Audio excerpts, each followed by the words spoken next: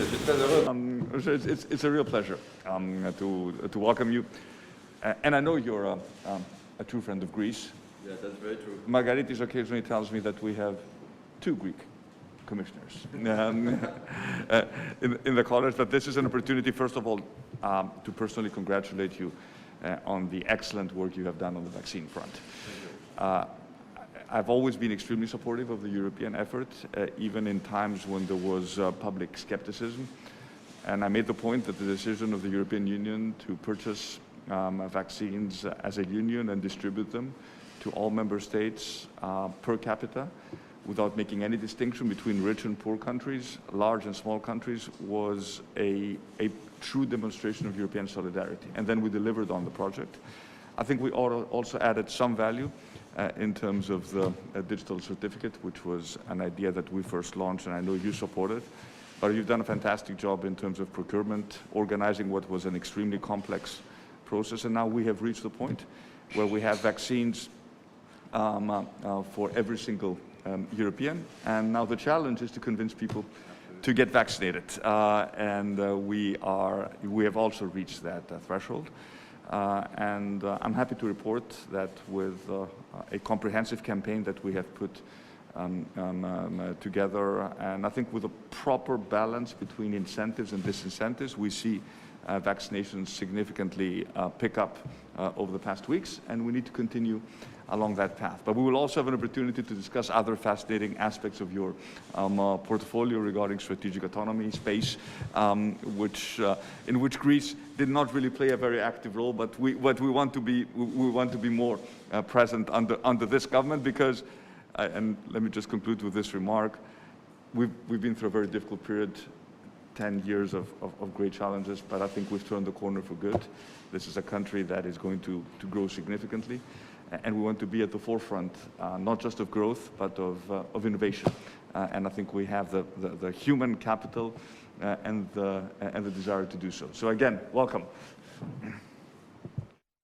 Well, thank you very much, Mr. Prime Minister. I'm extremely happy to be here with you this morning, and thank you very much for your invitation. Yes, indeed, a few words to tell you that first, we are very happy that your plan has been accepted, and it was a fantastic plan from Next Generation EU, with a big focus on digital, of course, on the green transition, but on digital. Higher than the average, which is good, and of course we will discuss this today, and especially with some applications for infrastructure, satellite infrastructure, secure communication, many things which are absolutely key for us in Europe, and with a willingness to have cross-border projects. So I'm very happy to be able to discuss this with you. I know also the quality of the technology in Greece in my previous life, because as you know, I had a previous life, like all of us. And Thank God. To tell you the truth, I had a very excellent team here in agile development. So I know what Greece is doing in terms of technology, agile software development, which is absolutely key.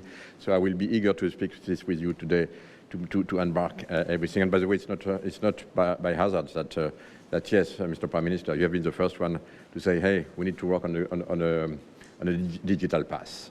And for me, it is really not by hazard. It's not a surprise. So now I'm here also to see other areas where Greece could be the first one. And by the way, to drive what we will do at the EU level. So we will have a lot of discussions, including with the defense minister, because of course we really appreciate your effort here. We really appreciate your commitment. We really appreciate what you did for the European Defence Fund. And we have a lot of ideas, cooperation together. And by the way, a lot of involvement with many companies also benefiting from this. And we will, of course, discuss this with the Minister today. Final point on the vaccine, I would like to congratulate you. This has been not an easy task, but we did it.